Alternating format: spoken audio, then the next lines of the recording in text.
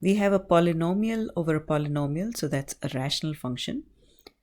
We'll find the domain of these rational functions. So the values of x at which the function is undefined, that's what we need to identify first. So a function is undefined if the denominator is equal to 0. So we need to identify the values of x at which the denominator x squared plus 3x plus 2 equals 0. So what we do first is solve this quadratic equation.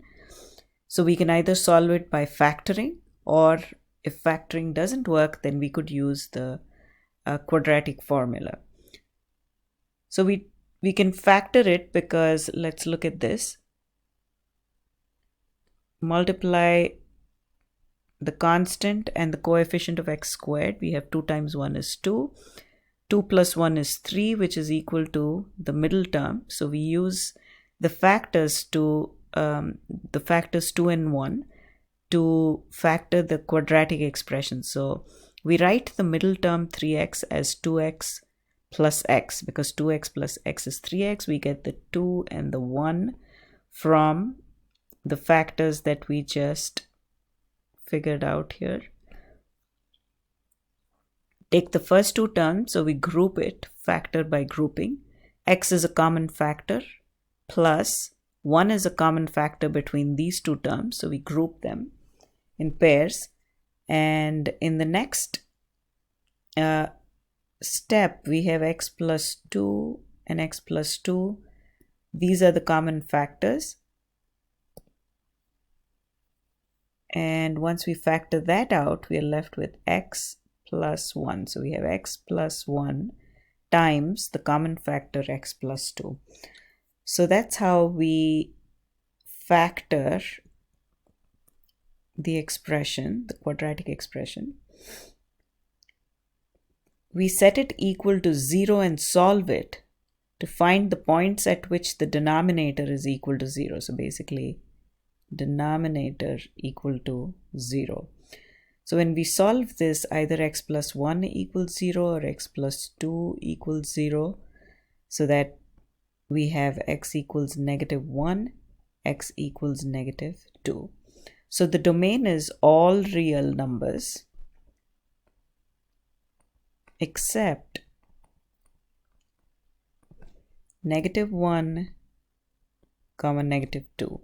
So all reals from the set of real numbers get rid of -1 and -2. So that's the domain of the first function. In the second case, we do the same thing. X squared plus x minus 5.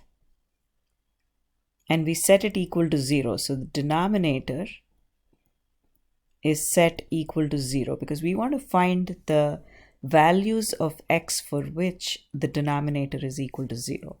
So let's try to factor this, x squared plus x minus 5. So we multiply 1 with -5 to get -5. So the various factors of -5 are -5 times 1 and +5 times -1. Either way, when we add these two, we get -4. When we add these two factors, we get 4. So neither one of these works, and these are our only options. So therefore, it's not possible to factor this expression. So we then use the quadratic formula to solve for x. So x is minus b plus or minus the square root of b squared minus 4ac divided by 2a. So that is equal to -1, so that's b, plus or minus the square root of b squared, so -1 squared. I'm sorry, +1 squared, so because b is +1, minus 4ac divided by 2a. Now, we simplify the expression which is inside the radical sign to get 1 plus 20, which is equal to radical 21. And we solve this, we get -1 plus or minus the square root of 21, the whole divided by 2. So all real numbers except -1 plus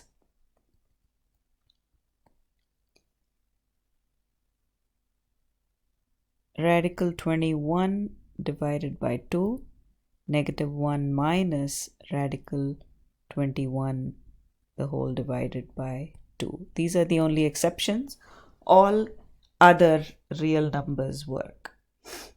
Now what if we had 5x plus 2 divided by x squared plus x plus 5?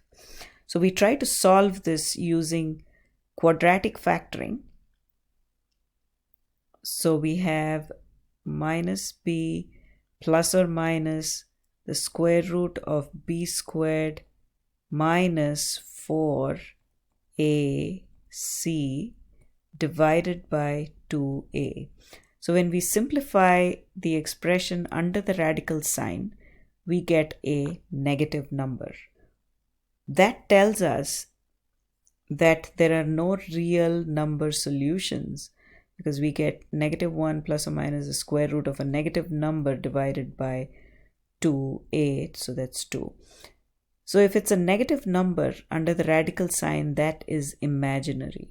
That tells us that there are no real solutions. No matter which number we plug into this, we will get a non-zero number. So x squared plus x plus 5 is not equal to 0 for any real number, which means that the domain is all real numbers.